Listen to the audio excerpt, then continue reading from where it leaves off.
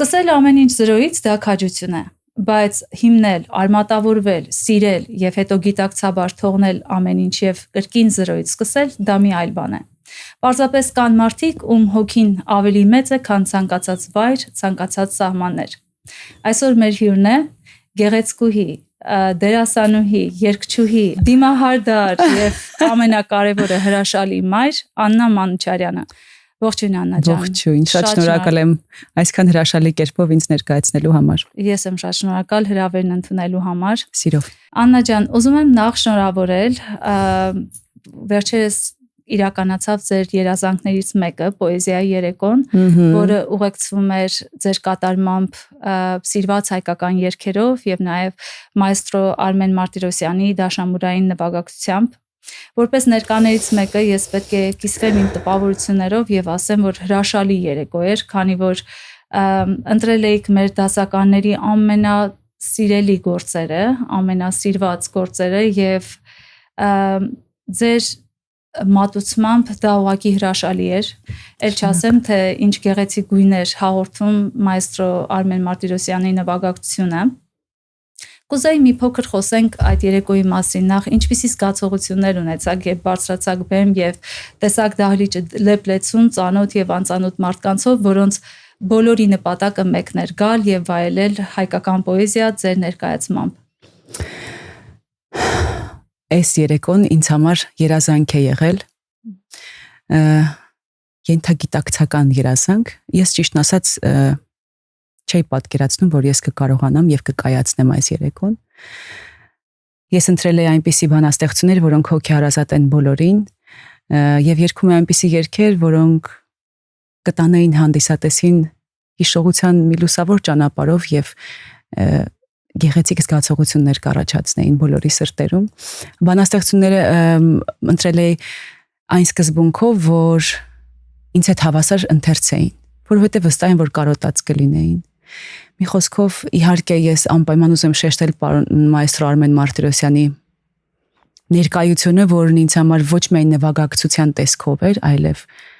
մի մեծ սատարում էր։ Ես գիտեի, որ իմ թիկունքում կա մարդ, ում համար առաջնահերթություն է, որպեսզի այդ երեկոն իդեալական կերպով անցնի։ Բայց շատ տպավորված եմ եւ ինձ համար նաեւ անհանգստություն էր, քանի որ Կատալինա ջազ քլաբը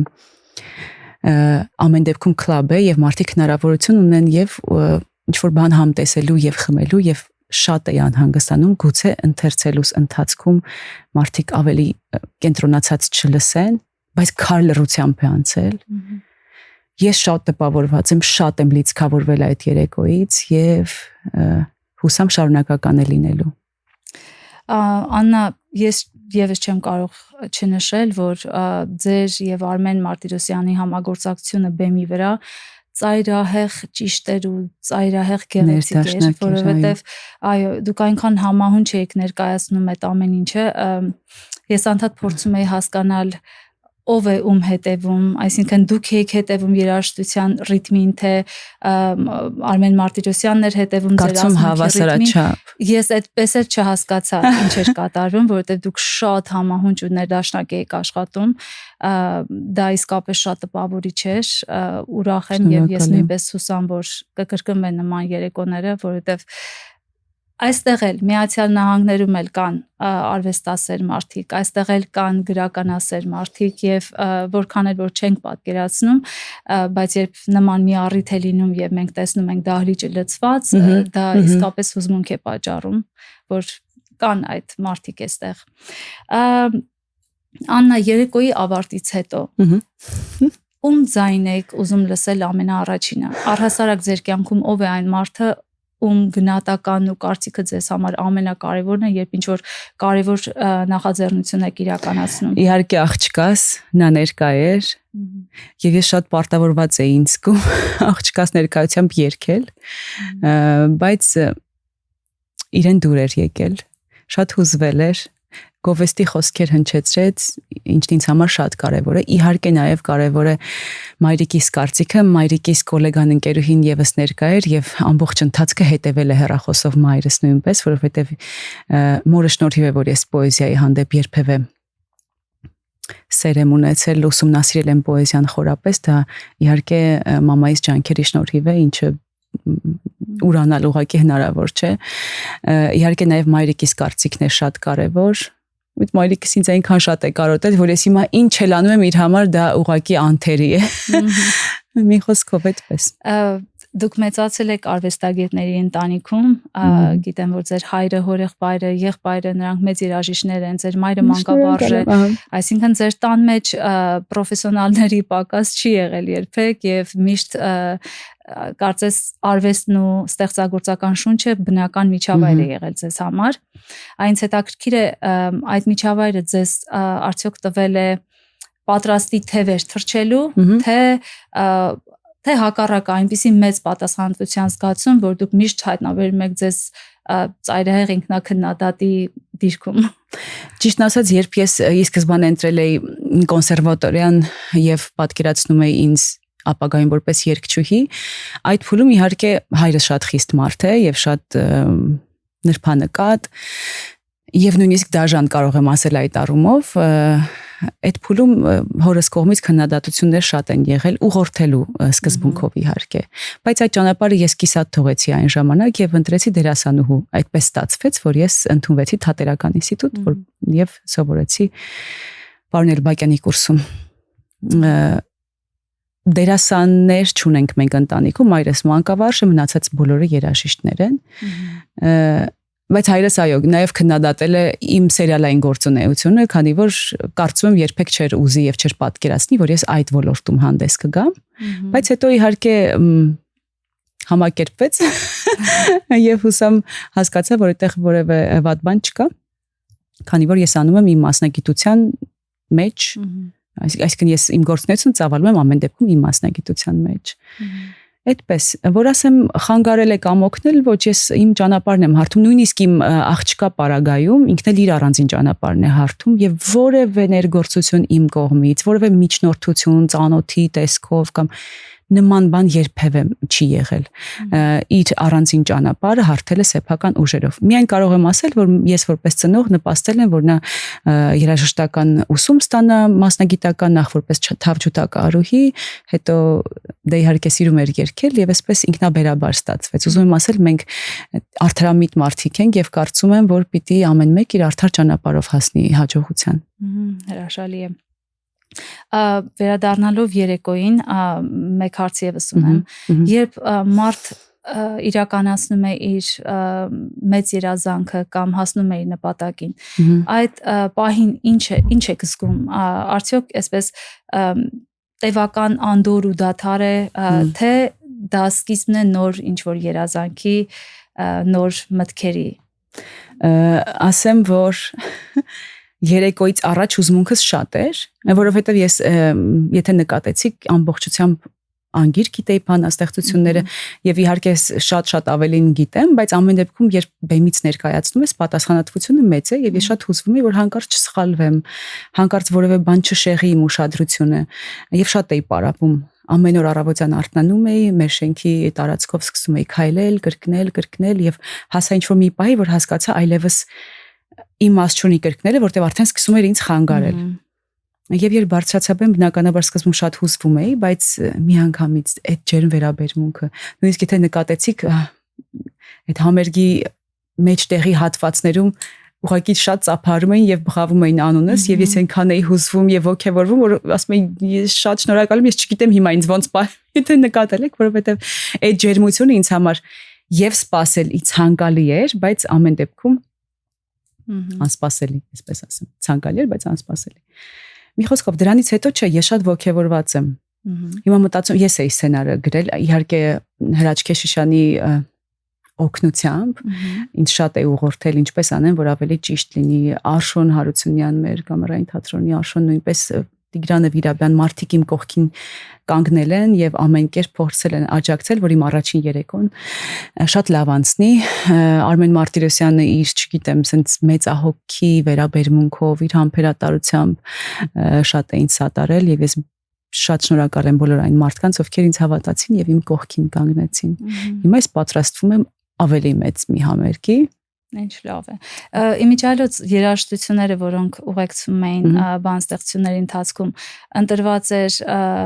Արմեն Մարտիրոսյանի կողմից, թե միասնական եք կայացել։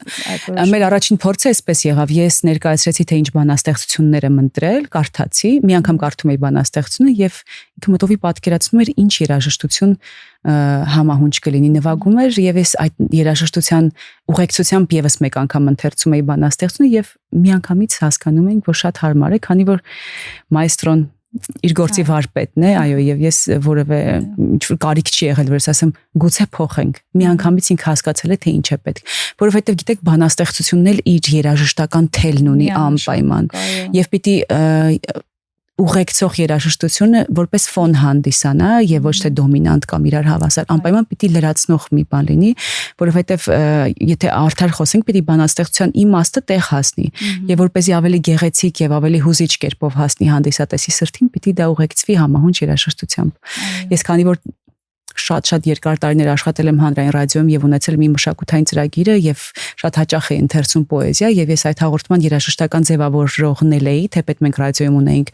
մասնագետներ, ովքեր հենց այդ գործն էին անում, բայց ես վստահ եի, որ այնպես ինչպես ես եմ զգալու այդ բարի ներքո, որ հնչյունը պիտի լինի ինչ դանդաղությամբ, մի խոսքով ես չէի վստահում որևէ մեկի եւ ինքս էի անում։ Եվ մի քիչ արդեն հմտացել եմ այդ գործում, բայց իհարկե Արմեն Մարտիրոսյանը անհամեմատ ավելի հմուտ էր եւ գիտեր ինչ է պետք, անխոս, առանց խոսքերի։ Աննա ջան, ես արդեն ծանոթման ժամանակ նշեցի ձեր տարբեր արվեստի տարբեր ոլորտներում ներգրավվածությունը, որպես դերասանուհի, երգչուհի, ասմունքող եւ այլն։ Ինձ հետաքրքիր է այդ ոլորտներից որն է ձեզ համար ամենահոգեհարազատը։ Երևի թե բոլորը Այն ինչ որ արեցի համերգից ժամանակ, դա ինձ ամենահոգեհարազատը։ Այն որ ես հիմա երգում եմ, ես շատ վաղուց եմ ուզել երգել, բայց որպես երգչուհի երբեք հանդես չեմ եկել։ Ես կամերային թատրոնում եմ աշխատել երկար տարիներ եւ մենք մյուզիկլային ներկայացումներ էինք խաղում, որտեղ պիտի երգվեր եւ ես երգում էի իհարկե սիրով, բայց որպես անհատ երգչուհի երբեք չեմ պատկերացնել, որ կներկայանամ։ Ամերիկայում շատ ճանապարհներ են բացվել իմ առաջ, ինչի համար ես շատ ուրախ եմ, բայց որպես դերասանուհի իմ թատրոնի աշխատանքը ուղղակի անգնահատելի է եղել ինձ համար։ Այն ներկայացումները, որոնք ես խաղացել եմ կամերային թատրոնում, ես երբեք չեմ մոռանա, ամեն դրվագ, ամեն դետալ, ամեն խոսքը, ամեն մի մանրուք իմ մեջ տպավորվել է եւ ես շատ հաճախ եմ մտովի վերադառնում թատրոնից։ Այ հենց այդ մասին եմ հարցնել, տեսեք, Հայաստանից Միացյալ Նահանգներ տեղափոխվելը դա պարզապես աշխարհագրական դիրքի տեղաշարժ չէ, հայ արվեստագետի համար, դուք թողնում եք ձեր ներշնչման մթնոլորտը, փոխում եք ձեր, ոնց ասեմ, բնության բույրը, գույները եւ այլն, միանման մտածող ընկերների, արվեստասեր ընկերների միջավայրը եւ այլն, եւ տեղափոխվում եք մի բոլորովին այլ միջավայր։ Եվ ես վստահ եմ, որ այդ քայլը ուղեկցվում է բազմաթիվ դժվարություններով կամ ինչ-որ մասնագիտական շոկերով, չգիտեմ։ Ինչպես ձեզ տրվեց այդ փոփոխությունը։ Ինձ համար շատ դժվար է եղել, որովհետև այս տեղափոխության մասին ես երբեք չեմ երազել ու չեմ պատկերացրել, որ ես երբևէ պիտի թողնեմ Հայաստանը, բայց պետք էր, եւ ես չեմ զղջում, եւ սա ժամանակավոր փոփոխություն է մեր կյանքում, բայց որպեսզի ես հոգով, սրտով, մտքով հանգեմ իմ մեջ այս որոշմանը, ժամանակ է պահանջվել եւ շատ արցունքներ։ Բայց երբ տեղափոխվեցինք, իհարկե սկզբնական փուլում ես շատ մոլորված էի, որովհետեւ մենք այստեղ բարեկամներ չունենք, ունեմ ընկերուհիներ եւ այդպիսի խոսակցություններ ես շատ եմ լսել, որ ասում են, երբ որ տեղափոխվում ես, բոլորն անհետանում են։ Իմ պարագայում այդպես չի եղել։ Ամեն հարցով աջակից են եղել ընկերուհիներս։ Ինչ համար ես անչափ շնորհակալ եմ։ Հիմա իրենք լսում են, ես ձեզ համբուրում եմ, սիրում եմ, շնորհակալ եմ, անverջ շնորհակալ եմ։ Բայց բոլոր դեպքերում ես շատ մոլորված էի, որովհետև չգիտեի ինչպես եմ աշխատելու եւ մենք ինչպես ենք մեր սովորական կենցաղային հարցերը լուծելու։ Բայց Աստված մեծ է եւ դռներ բացվեցին, իհարկե, նաև իմ անկոտրուն բնավորության շնորհիվ, նաև իմ չհիասթափվելու, լավատեսության, աշխատասիրության, անքուն գիշերներ անցկացնելու, անդադար մտածելու, պրպտելու, փնտրելու, ամենտեղ ձեռք գցելու, մի խոսքով։ Ես երևի Աստված ինձ տարբեր հնարավորություններ տվեց եւ ես օգտվեցի բոլորից։ Անկախ նրանից դրանք իմ մասնագիտության մեջ էին, թե ոչ։ Եվ ես հասկանում եմ, որ ճիշտ եմ արել։ Այո, այդ ճկունությունը եւ մի բան ամենակարևորը, երբ մարդ տեղափոխվում է, չպիտի միայն լուսավոր ապագայի մասին երազանքներով տեղափոխվի, ես քաջ գիտակցում եմ, որ ես գալիս եմ դեպի անորոշություն, որտեղ ինձ սպասում են բազում դժվարություններ։ Ես դա գիտակցելով եկել եմ հասկանալով, որ հեշտ չի լինելու, եւ այդ տրամադրվածությունը նույնպես ինձ օգնել է։ Ես չեմ պատկերացրել, որ գալու եմ եւ ամեն ինչ հեշտ է լինելու։ Հատկապես ես մեծ պատասխանատվություն ունեի, որովհետև մենակ չէի, իմ հետ կար իմ աղջիկը, ով իհարկե ինձ համար sense ամուր աջակից եւ թիկունք է եղել միշտ եւ կա, բայց բոլոր դեպքերում որպես ծնող ես շատ լարվում էի եւ գիտեի, որ պիտի իր համար ամենալավ պայմանները ստեղծեմ ինքնուրույն։ Այս ինքնուրույնը շեշտում եմ, որովհետև կարծում կարիք կա, որ շեշտվի, որ ինքնուրույն։ Քանի որ մենք շատ հաճախ մեկնաբանություններում անարդար մոտեցում եմ զգում հայ հատկապես միջին տարիքից բարձր կանանց կողմից տարբեր մեկնաբանություններ, տարբեր ջուպիտակավորումներ, բայց բոլորովին այդպես չի։ Այո։ Աննա, գիտեք, առհասարակ դժվարությունների մասին մտածելիս ես միշտ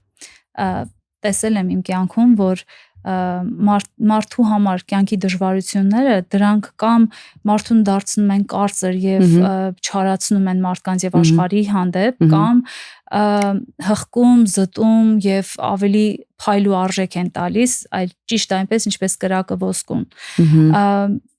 Ինչպես է ձեր կյանքի, թեպետ արդեն ակնհայտ է դա, բայց ձեր կյանքի դժվարությունները, ցավերը, հիասթափությունները ինչպես են անդրադարձել ձեր մարդ տեսակի վրա։ Ես իմ կյանքի դժվար փուլերի ժամանակ, երբ որոշում եի կայացնում, որ այլևս ես չպիտի լինեմ այսքան միամիտ, օրինակ, եւ ինքսի մեջ որոշում էի, որ այսուհետև ես ինձ պահելու եմ այլ կերպ։ Հետո ես հասկացա, որ ես ստեղծված եմ որպես Աննա եւ իմ ամեն բջիջն աշխատում է այնպես ինչպես աշխատել է։ Եվ ես չեմ ուզում ինձ փոխել, որովհետեւ դիմացինը հանկարծ սխալ վարք է դրսևորել իմ նկատմամբ։ Ես միայն Աստծուն խնդրում էի, որ ինձ հանդիպեցնի բարի լավ մարդկանց հետ։ Եվ ես շատ մտածել եմ այն մասին, որ այո, դժվարությունները կարող են քարացնել սիրտը։ Ես շատ եմ փայփայել իմ զգայական դաշտը, որ չքարանա։ Որտեղ ես շատ էմոցիոնալ մարդ եմ եւ ես շատ սիրում եմ հավատալ մարդկանց եւ դա ինձ ուժ է տալիս մարդկանց հետ իմ հարաբերությունները կառուցելու ընթացքում։ Մի խոսքով ես սիրում եմ մարդկանց հավատալ, այդ լուսավոր ամեն ինչը իմ մեջ ինչպես եղել է, այնպես կա եւ հուսամ այդպես էլ շարունակվի, հուսամ չէ այդպես էլ շարունակվելու է, քանի որ ես արդեն փոքր չեմ ու արդեն սկսել եմ ինձ ավելի լավ ճանաչել։ Իդեպ ինձ սկսել եմ շատ ավելի լավ ճանաչել Ամերիկա տեղափոխվելուց հետո։ Երբ որ դու լրիվ միայնակ ես մնում ինքդ քեզ հետ, սկսում ես լսել քո ներքին ձայնը, սկսում ես քո ցանկությունները ավելի լավ ըմբռնել եւ առաջնորդվել սեփական որոշումներով, որովհետեւ երբ Հայաստանում է ինչքան էլ ինքնուրույն է եւ առանձին է ապրում եւ նույնը անպայման հաշվի է առնում նաեւ ծնողներիդ արկայությունը, եղբորդ եւ այլն։ Ես հիմա էլ ապրում եմ այն սկզբունքներով, որոնք սերմանվել էին մեջ տարիներ շարունակ, բայց բոլոր դեպքերում մի քիչ ավելի լավ եմ հասկանում ով եմ ես առհասարակ։ Նկատելի է, որ այն ցավերը, որոնք մարդիկ ապրում են իրենց կյանքում, հատկապես արվեստի մարդկանց կյանքում, դա ինչ որ վերածվում է կարծես հումքի, որի շնորհիվ արվեստագետ, արվեստի մարդը իր արվեստը ավելի կյանքով լեցուն է ներկայացնում։ Այսինքն ամենամեծ ցավերից ծնվել են ամենագեղեցիկ երաժշտությունները, ամենագեղեցիկ բանաստեղծությունները եւ նաեւ այդ մարդկային ցավերը, դժվարությունները դերասանին են տալիս այդ հնարավորությունը, որպեսզի դերը խաղալիս ինքը իսկապես հասկանա ինչ է խաղում, այսինքն կյանք է տալիս։ Կարելի է չէ ասել, ճիշտ եմ նկատել, որ ամեն դեպքում այդ կյանքի ցավերը արվեստագետի համար հումք են հանդիսանում։ Ես շատ հաճախ մտածել եմ այդ մասին, ոգևորության պահերին են ավելի շատ արվեստի մարդիկ ստեղծագործում, թե հուսահատության, տխրության պահերի եւ կարծում եմ հուսահատության, տխրության, չհասկացված լինելու պահերի ավելի շատ ես կարողանում մտքերդ օրինակ հանձնել թղթին կամ դարձնել երաժշտություն։ Ես երբ ես ինձ շատ վատ եմ զգում, ես փակվում եմ մեր տանը փոքրիկ ստուդիա կա աղջկաս համար, փակվում եմ այդ ստուդիայում եւ ձայնագրում եմ բանաստեղծություններ։ Կապ չունի դա կհրապարակվեն իմ Instagram-յան էջում, YouTube-ում թե ոչ, բայց երբ ես այդ բանաստեղծությունները ընթերցում եմ, ձայնագրվում եմ, ոնց որ հոգեբանի մոտ թերապիայի այցելած լինեմ։ Ես սենյակից դուրս եմ գալիս, բոլորովին թարմացած, իհարկե շատ հուզվում եմ այդ ընթացքում, որ ասեմ ես շատ հուզվող մարդ եմ, չէ, բավականին կարծրացել եմ ցավոք, բայց ամեն դեպքում կին եմ եւ երբեմն թուլանում եմ։ Այդ ժամանակ իդեպ երգը նույնպես շատ է օգնում։ Ես վերջերս կարդացել եմ, որ այն մարդիկ, ովքեր ուզում են բուժվել, շատ կարևոր է որ երգեն։ Այո։ Այդ երգն էլ է օգնում, հա, պիտի կարողանաս ներսիդ էմոցիաները անպայման արտահայտել։ Կլինի երգի միջոցով, ամեն մեկն իր ձևով կարող, ինչ որ մեկը գուցե նկարում է, ինչ որ մեկը երգում է, ես կարդում եմ բանաստեղծություններ մի խոսքով։ Այդ բանաստեղծություններին շատ են կրթել։ Մի փոքրիկ քառատողի մեջ կարող եմ մի ամբողջ գեղարվեստական գրքի իմաստ ամփոփված լինել։ Այդ բանաստեղծություն, ընդհանրապես պոեզիան ինձ համար արվեստի ամենաբարձր ճյուղերից մեկն է։ Այո։ Ես հենց դրա մասին էլ ուզում եի հարցնել, թե ինչպես եք հաղթահարում դժվար պահերին, որն է ձեր հաղթահարման մեթոդները երևի թե, եւ որն է այն ուժը, որի շնորհիվ դուք միշտ առաջ եք գնում եւ ոչ թե ետ նահանջում։ Դա երևի ուղղակի բնավորության հարց է, ես կոտրվող մարդ չեմ։ Օրինակ, երբ ես գեղեցկության սրահ բացեցի Հայաստանում, այդ ոլորտից ես որևէ գաղափար չունեի։ Ես մտնում էի մի դաշտ, որտեղ զրոյական գիտելիքներ ունեի, բայց իհարկե շատ ուսումնասիրելով, անդադար ոլորտի նրբությունները, հմտությունները սերտելով կարողացա իմ գեղեցկության սրահը ոտքի կանգնեցնել եւ բավականին հաջող 5 տարի ունեցանք եւ իմ միայն տեղափոխվելուց հետո ստիպված եղա փակել սրահս, բայց ինչ եմ ուզում ասել, որ այդ ընթացքում ես բախվել եմ բազում խնդիրների, որոնցից հետո գուցե շատերը ուղղակի հիասթափվեին եւ փակեին անցնեին առաջ, բայց ես զինվորի նման պայքարելով մտածում էի, որ ես չեմ կարող հանձնվել։ Ինձ համար հանձնվելը գուցե ծայրահեղ միտք եմ արտահայտում, բայց հանձնվելը պարտության հետ է ասոցացվում։ Դրա համար ես երկար մտածում եմ որևէ գործ սկսելուց առաջ եւ գիտեմ, որ այդ գործը պիտի գլուխ բերեմ մինչեւ վերջ։ Իմ հնարավորության սահմաններում իհարկե, մի քիչ հնարավորության սահմաններից դուրս եմ փորձում անել։ Ձեր զրույցում Նազենի Հովանեսյանի հետ զրույցն էր, եթե չեմ սխալվում, եւ նաեւ քիչ առաջ էլ նշեցիք, որ 30 տարեկանից հետո ձեզ մոտ սկսվեց ինքնաճանաչողության միանգամայն մի նոր եւ հասուն փուլ։ Բացի դրանից, որ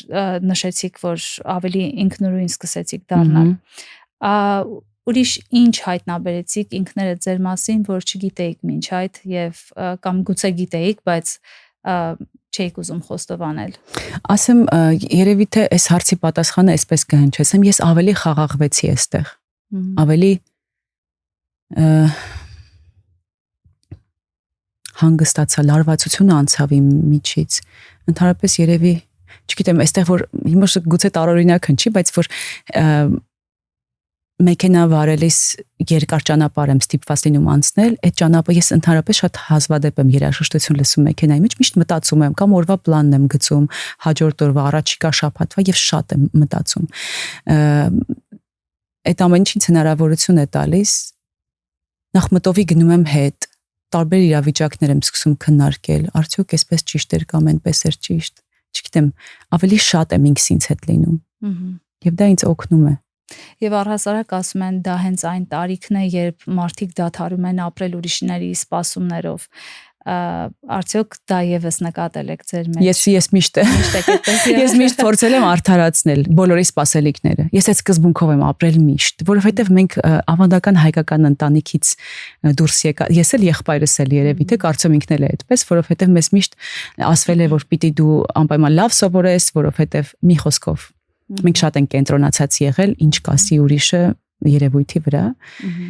Ես առհասարակ ջնջել եմ իմ մեջից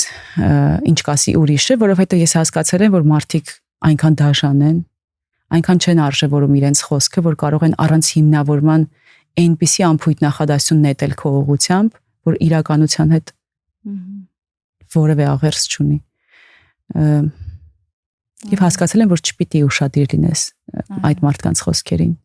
որովհետև դու նախ չես էլ ճանաչում այդ մարդկանց եւ չգիտես իրենք օրինակ ինչ սկզբունքներով են առաջնորդվում, ինչ բարոյական արժեքներ են կրում իրենց մեջ։ Հետեւաբար իրենց խոսքը պիտի որ գոնե այս պարագայում քեզ համար էական նշանակություն չունենա։ Տեսեք, դուք ձեր զրույցների մեջ միշտ նշել եք, որ ձեր ծնողները եղել են շատ ուշադիր, հոգատար եւ միշտ ձեր խոսքի մեջ երախտիկ է զգացվել նրանց նկատմամբ, բայց չեմ կարող չնշել նաեւ, որ այսպես մի թեթև երանգի չեմ ասի մեղադրանք, բայց ափսոսանքի այսպես զգացողություն էլ կա գուցե, որ նրանք ձեզ չեն մեծացրել այնքան ազատ եւ ինքնավստահ, որքան որ դուք կուզեիք, այսինքն այդ չափազանց ուշադրությունն ու հոգատարությունը երևի թե վերածվել է ինչ որտեղ վերահսկողության, որի չափաբաժինը մի փոքր շատ է եղել ձեզ համար։ Այդ դուք հիմա Եվս ծնող եք եւ Մալենային մեծացնում եք նույնքան ուշադրությամբ, հոգատարությամբ, բայց ձեր ծնողավարության մեթոդը հիմա արդեն փոխվել է եւ ավելի հարում եք ժամանակակից եւ գիտակի ծնողավարության մեթոդներին։ Ես կարծում եմ մեր սերնդակից մարդիկ ավելի շատ հարում են ժամանակակից ծնողավարության մեթոդներին, բայց ինձ միշտ մի միտք է ծագում, որ ինչ երաշխիք ունենք մենք, որ մեր զավակները մեկ օր ապագայում ենթադրենք չեն կանգնի եւ չեն ասի մամ, պապ, ինչու ինձ ետ չպահեցիր այս որոշումից, ասենք թե, որովհետեւ մենք նրանց ազատություն ենք տալիս իրենց որոշումների մեջ եւ աջակցում ենք։ Օրինակ Մալենայի դեպքում դուք նշել եք, որ դուք ազատ եք նրան թողնում իր որոշումների մեջ եւ աջակցում եք կամ ինչպես ասում եք, գոնե չեք խանգարում։ Բայց երբևէ մտավախություն առաջանում է, որ իսկ եթե ավելի ճիշտ էր Մալենային հետ պահել Միացյալ Նահանգներ տեղափոխվելու մտքից, քանի որ հայրենիքում ավելի անվտանգ ու ավելի ապահով է այս ինդուստրիան, քան Միացյալ Նահանգներում։ Հիմա ասեմ, ուրեմն եղբայրս երաժիշտ է, կոնսերվատորիան ավարտել է կլարնետի բաժինը, բայց ֆանտաստիկ դաշնակահար է եղբայրս։ Եվ իր ուսանողության տարիներին ընդունվեց Շվեյցարիայի կոնսերվատորիա, բայց հայրս չթողեց որ գնա։ Անհանգստացավ, մտածելով որ բավուր վատ շրջապատ, օրինակ էլ, չգիտեմ, քանի որ երիտասարդ էինք եւ ավելի մեզ ուզում էին հոգատարության մեջ մեծացնել, երբ որ մենք անպայման լինենք իրենց աչքի առաջ։ Բայց մենք երբեք չենք կարող իմանալ, եթե եղբայրս գնար Շվեյցարիայում սովորելու, իր կյանքը ինչպիսի ընթացք կունենար։ Եվ երբ Մալենան ցանկություն հայտնեց եւ ինքը իսկապես այստեղ գործնական առաջարկ ուներ ինչի համար պիտի լիներ Միացյալ Նահանգներում, որ մենք տեղափոխվենք, ես բարոյական իրավունք չունեմ իրեն ասելու ոչ։ Ես պիտի իր կողքին լինեմ։ Հետո ես շատ վստահում եմ իրեն, իր երազանքին, ապագայի իր տեսլականին եւ ով է ասել, որ մենք գիտենք ճիշտը։ Ով է ասել, որ ես գիտեմ ճիշտը, իսկ ինքը չգիտի։ Ամեն մարդ իր ներքին զգացողության վրա հիմնվելով պիտի կառուցի իր կյանքը, որովհետև ասեմ օրինակ, մի օրինակ, Մալենա երբ 6-7 տարեկան էր եւ պիտի ընդունվեր Սայաթ-Նովայի անվան երաժշտական դպրոց, ես շատ ուզում էի, որ Մալենան դառնար թավջութակահարուհի, որովհետև ես եւ հոբոյի գործիքն էի շատ սիրում, անպայման իմ գլխի մեջ կառուցել է իր համար այդ ճանապարհը։ Եվ պատկերացնում եմ, որ ապագայում նա կաշխատի օրինակ ֆիլհարմոնիկ նվագախմբում, իրենց աշխատանքը մինչև կեսօր է, կեսօրից ասենք ժամը 1-ին 2-ին է ավարտվում եւ ամբողջ օր դեռ արժևում է։ Եվ Մալենան շատ հրաշալի պարում է, այն ժամանակ հաճախում էր նաեւ պարի։ Ես իմ համար գծել էի իր ապագան, կգնա, կաշխատի, հետո իր օրը կպլանավորի այնպես ինչպես ինքն է ցանկանում եւ կշրջագայի, որովհետեւ համերգային շրջագայություններ շատ էին ունենում։ Բայց Մալենան ինձ այդ տարիքում ասեց՝ «Մամ, ես ուզում եմ գնամ կիթառի»։ Ես ինքսի մեջ մտածի, որ կիթառ դու միշտ էլ կկարողանաս սովորել եւ միամտորեն սխալմամբ կարծեցի, որ դա հերանեկարային գործիք չէ, այնքան ինչքան օրինակ թավջութակը։ Բայց դա իմ սուբյեկտիվ կարծիքն էր։ Եվ հետագայում երբ Մալենան իդեպ շատ լավ է նվագում թավջութակ եւ մի քանի մրցույթ է շահել, առաջին տեղն է գրավել եւ այլն, որտեղ ինքը շատ պատասխանատու մարդ է եւ կարծում եմ ինչ գործիքի էլ գնար, պիտի լավ նվագեր։ Այդպես է հայրս էլ է այդ սկզբունքով դարձել լավ երաժիշտ, որովհետեւ եթե մի բան անում ենք, պիտի փորձենք գոնե լավագույն կերպով անել։ Երբ ավարտեց թավջութակի դասարանը Մալենան, միանգամից մասնավոր դասեր վերցրեց գիտարը եւ սկսեց սովորել գիտար։ Իհարկե ավելի հեշտ տրվեց իրեն, որովհետեւ լարային գործիքի տիրապետելը ամենաբարդն է, Հիմա շատ լավ գիտար է նվագում, թավջութակ ունի, հիմա երբեմն մոտենում է թավջութակին եւ կարծում հետագայում ավելի լուրջ կերպով կշարունակի զբաղվել, բայց բոլոր դեպքերում կյանքը պտտվեց եւ հանգեցրեց իրեն այն ցանկությանը, որն ուներ ինքը փոքր տարիքում 5-6 տարեկանում։ Նույնպես եւ ես սկզբանե շատ ուզում էի դառնալ դերասանուհի, բայց հայրս խիստ դեմ էր։ Հետո ընդունվեցի կոնսերվատորիա միայն նրա համար, որ իր աչքի առաջ լինեմ, քանի որ դասախոս է կոնսերվատորիայում, եղբայրս էլ սովորում էր, որ մենք անընդհատ միմյանց տեսնենք օրվա ընթացքում ապահովության համար։ Թեպետ ես շատ կուզեի, այն ժամանակ էլ շատ էի ուզում դառնալ երգչուհի, բայց ես օպերային բաժնում էի սովորում, որովհետև հայրս կարծում էր, որ դասական վոկալ տիրապետելուց հետո կկարողանաս երգել ամեն ինչ։ Մի խոսքով, հետո կյանքն այնպես դասավորվեց, որ ես դարձա դերասանուհի։ Միևնույն է։ Այո։ Ինչ առաքելություն դու ունես այս կյանքում կատարելու, կյանքը հանգեցնում է քեզ հենց դրան։ Եվ երևի թե ծնողը պիտի ականջալուր լինի իր երեխայի ցանկություններին, դա շատ կարևոր է։ Դու պիտի կարողանաս լսել ցանկացած հարցի շուրջ ինչ է ուզում քո երեխան։ Այս վերջերս մի հաղորդում էի նայում, մի աղջիկ ասաց. «Ես մեծացել եմ հայկական ավանդական ընտանիքում եւ միայն նոր եմ ձևավորել սեփական կարծիք»։ Այսինքն բավական տարիքով էր։ Ու այդ այնքան իրականության մոտ է, մենք շատ դժվար ենք որոշել, որ ես այսպես եմ ուզում, որովհետեւ դու ինչ գիտես, դու ինչ ես ուզում։ Հասկանում եք։ Եվ դա կարծում եմ այդքան էլ չի, բայց ես չեմ մեղադրում, որովհետև հիմա ժամանակները փոխվել են, ինֆորմացիոն հոսքը շատ է, մենք հիմա շատ ենք կարդում, լսում անդադար եւ ուզենք թե չէ, մի տեսակ ավելի այլ կերպ ենք վերաբերում ծնողավարությանը։ Ես չեմ մեղադրում իհարկե, հիմա ավելի շատ եմ հասկանում, գուցե չէ, երբևէ չեմ էլ մեղադրել։ Այո։ Գուցե կուզեի Հիմա որ ասեմ, դա էլ ճիշտ չի լինի, որովհետև ես գուցե կուզեի օրինակի ամուսնության հետ կապված իմ որոշմանը ոչ թե դեմ լինեին, այլ օրինակ ասեին կավարտես կոնսերվատորիան նոր։ Եվ այդ ժամանակը գուցե շատ բան ցույց տար, բայց ես հիմա ունեմ մի այնպիսի հրաշալի օրհնություն աղջիկս, որ լուսավորում է իմ ամեն օրը։ Եվ ես կարծում եմ, որ նա պիտի ծնվեր, եւ այն ինչ որ լինում է մեզ հետ, պիտի լինի, թեկուս իր բոլոր բարդություններով հանդերձ պատահական չի։ Ես պիտի ունենայի իմ աղջկան, որովհետև շատ է իմ կյանքը փոխել, շատ։ Չեմ կարող բացատրել։ Դա ոչ թե ինչ-որ խոսքերով կամ չեմ կարող օրինակներ, դա ներքին զգացողությամբ ես գիտեմ, որ դեպի լավը իմ աղջիկը շատ է փոխել իմ կյանքը։ Եվ շատ վստահում ու հավատում եմ իրեն, եւ շատ խորհուրդ եմ հարցնում իրենից, որովհետև ես գիտեմ, որ ինքը շատ կազմակերպված է եւ ճիշտ է դատում։ Ես ավելի էմոցիոնալ եմ։ Ես շատ էմոցիոնալ եմ, շատ աշխուժ եմ, շատ խոսող եմ, շատ ոգևորվող եմ։ Ինքը ավելի սառը եւ հավասարակշռված։ Ես ամենամանր հարցերում գոռում եմ՝ Մալենա, սենյակից։ Ինչ ես կարծում։ Ոնց հասկանում եմ, ձեզ մոտ սերնդային բախումները այդքան էլ շատ չի լինում, քանի որ երևի թե տարիքային տարբերությունը շատ մեծ չի, հետո մտածելակերպի նմանություն ունեք։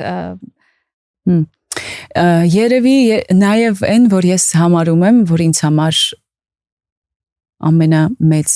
երջանկությունը տեսնել աղջկաս երջանիկ։ Միայն դա։ Այո։ Եթե ես տեսնում, որ ինքը ինչ որ գործ անելիս իրեն լավ է զգում, ուրախ է, ներքին ցնծությամբ է անում, ես երբեք չեմ կարող խանգարել եւ թելադրել այն, ինչ ես եմ ճիշտ գտնում, որովհետեւ անկեղծ ես չգիտեմ, ես ճիշտ եմ գտնում թե ոչ։ Ամեն ինչը շատ սուբյեկտիվ եւ հարաբերական է։ Այո։ Աննա, իսկ երբևէ մտահղացում չի եղել դու հետով ներկայանալու Մալենայի հետ։ Կարծում եմ ոչ, որովհետեւ մեր ոճային առանձնահատկությունները տարբեր են։ Եվ հետաքրքիր կլիներ ձեր երկուսին հետաքրքիր կլիներ գուցե, բայց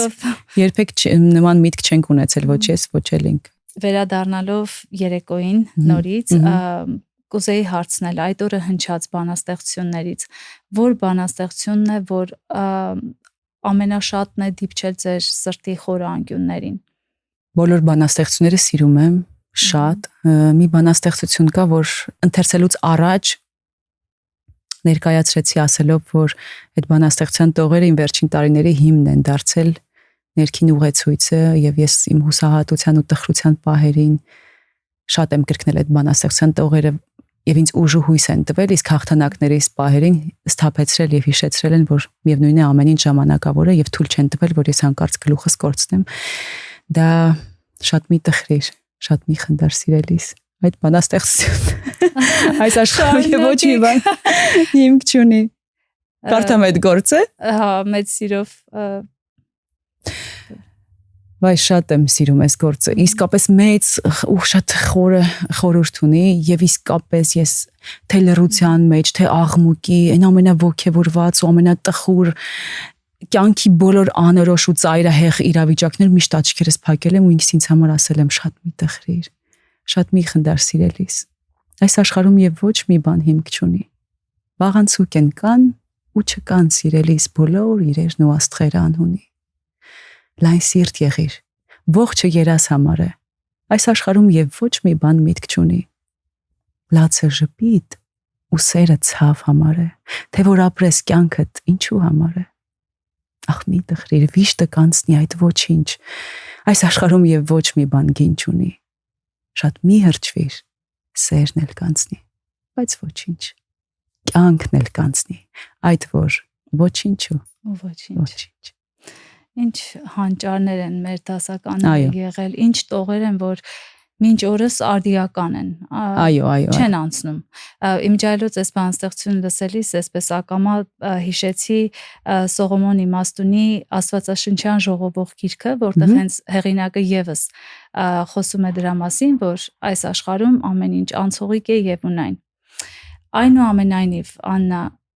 ինչ կա ձեր կյանքում, որի դեպքում այս տողերը չեք կարող համատեղել, Ավետիք Իսահակյանի նման չեք կարող ասել վաղանցուկ է, կան ու չկան։ Ինչ կա կյանքում, որ ձեզ համար միշտ կա եւ մնայուն է։ Սիրելու ունակությունը, լավատեսության զգացումը, մարդկանց մեջ լուսավորը տեսնելու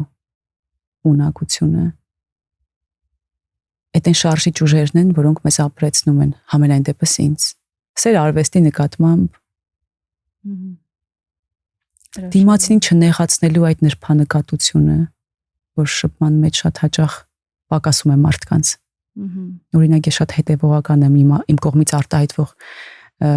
մտքերի մեջ եւ շատ զգույշ եմ, որ հանկարծ մարդկանց անփույթ խոսքով չնեղացնեմ, չվիրավորեմ։ Եվ եթե նույնիսկ սայթաքումներ լինում են, որովհետեւ դե բոլորս իսկ ես շատ հումորով եմ, եւ սիրում եմ սև հումոր, եւ տենց գուցե խոսքի մեջ հանկարծ վրիպումներ լինեն, բայց ես անպայման երբ տուն եմ գալիս, անպայման վերլուծում եմ, մտածում եմ, ինչպես անցավ օրս, կարող է հանկարծ օրինակ փոքրիկ սայթակում եմ ունեցել, անպայման զանգում ասեմ, լսի, որ sense մի բան ասցի, կարող է դու նեղվել ես, օրինակ էլի, sense փոքրիկ օրինակներ եմ բերում, բայց կարող շատ կարևոր է, որ քո շրջապատի մարդիկ քեզ հետ շփվելիս դրական ու լուսավոր լիցքեր ստանան։ Այ դա հենց խոսում է նրա մասին, որ դուք շատ ուշադիր եք մարդկային հոգու հանդեպ, այսինքն մարդը դուք մարդուն տեսնում եք որպես պատվական ինչ որ ոչ թե մարմին, այլ հոգի, իսկ երբ որ կարևորում եք հոգին, դուք չեք ուզում այդ հոգին ցավացնել, նեղացնել։ Նաև ասեմ, հա որ իմ շրջապատում հաշված մարդիկ են, ես օրվա ընթացքում, տարիների ընթացքում կարող եմ շփվել միայն մի քանի հոգու հետ։ Ես շատ մարդկանց կարիք երբեք չեմ ունեցել եւ չունեմ մարդաշատ վայրերում գտնվելու մղում չունեմ։ Ես կամ օրինակ իմ ընտրված ժամանակի փորձություն անցած, այն իմ սրտի մեջ ապրող այն թանկ մարդկանց հետ եմ անցկացնում իմ օրվա որոշ մասը, օրինակ հիմնականում եթե աշխատանքի չեմ, ես սովորաբար տանն եմ լինում, իմ լողավազանում, ինքս իմ հետ, իմ գրքերով, իմ կյանքով։ Իսկ այն մարդիկ ովքեր իմ կողքին են, ուրեմն իրենք շատ թանկ են ինձ համար։ Որպես մեր զրույցի ավարտ, ուզում եմ հարցնել Ավարտվեց այս զրույցը։ Համարյա ավարտում ենք։ Բայց կուզեի հարցնել ձեր երգացանկից, որ երգն է, որ ձեզ ամենաշատն է տուն տանում։ Ամենաշատն է տուն տանում։ Թրջեի մտքով տունը։ Չգիտեմ։ Շատ երգեր կան, որ երգելիս այսպես ձեզ զգում եք հայրենիքում տանը։ Ասեմ, որ երգը կամ մանկությունը հիշեցնում։ Մի երգ կա, որ ես երգում էի, երբ խաղում էինք Սիրո խոստովանություն Երևանի ներկայացումը։ Վայ, այդ ինչ ներկայացում էր։ Այդ ներկայացման մեջ ինչ որ մի բան սկսում էր անձրև գալ ու ուզում չհուզվել։ Սենոն մի տեքստ ուներ, այս մի հաղորդման ժամանակ եմ հնչեցրել, որ ասում է ցավոք Երևանից են գնում, երբեմն նույնիսկ անվերադարձ։ Ամուր կապկպում են իրենց հիշողությունները, սավանով, սկոչով նստում են ինքնաթիռ եւ մի վերջին անգամ նայում պատուհանից դուրս, որտեղ շարունակում է ապրել Երևանը։ Ցավոք արդեն առանց իրենց։ Ու ես ինչ որ մի պահ կար, որ ասում է այսօր Երևանում մառախլապատ է, այսօր Երևանում անձրև է գալիս ու մեր դաշնակահարը Վահեն Գրիգորյան նվագում էր ու ես երգում էի Ռուբեն Հաղվերդյանի բոլորիս կողմից սիրված ամենագեղեցիկ երգերից մեկը, որ աղոթքի պես էի երգում, ոչ թե կատարում էի որպես ինչ-որ հրաշալի ձայն ունեցող աղջիկ, այլ ուղղակի որ այդ երգի բառերը, մթնոլորտը, այդ տրամադրությունը ճիշտ փոխանցեմ հանդիսատեսին։ Դու կարծում ես այդ անձրևն է արտասվում պատուհանից, այդ ափսոսանքի խոսքերն են գլորվում հատիկ, գլորվում են ու թափվում է, ապակուց իջնում են ցած, այդ խոսքերը որ լսում ես, իմ երգի մեջ ուշացած, մեր սիրո աշունը էլ երբեք չի կրկնվի, և անցյալ ամեն անգամ աշնան հետ կայցելի, ու պատուհանիդ լուր կարտասվի, պատուհանիդ լուր կարտասվի, ինքն սիրուն է։ Շատ շնորհակալ եմ Աննա, շատ անչափ շնորհակալ եմ, ես հրաշալի ժամանակ անցկացրեցի այսօր մեր զրույցի ընթացքում եւ հուսով եմ, որ մեր դիտորդները նույնքան հաճույք ստացան այս զրույցից, որքան որ ես։ Կրկին շնորհակալ եմ հրավերն ընդունելու համար Աննա ջան եւ նաեւ որ թույլ տվեցիք ձեզ բացահայտել ոչ թե որպես զուտ դերասանուհի, երգչուհի, այլ նաև որպես մարդ։ Վայ, ես էլ եմ անչափ շնորհակալ, նույնպես շատ հաճելի էր զրուցել, ափսոս կարճ էր։ Այո, համաձայն եմ։ Դե ինչ սիրելի դիտորդներ, ես հուսամ, որ դուք չեք մոռանա բաժանորդագրվեք մեր YouTube-յան ալիքին, որպեսզի միշտ վայելեք նման հրաշալի գեղեցիկ զրույցներ այսպիսի հետաքրքիր հյուրերի հետ միասին։ Շնորհակալություն, որ մեզ հետ եք, բարին ձեզ հետ։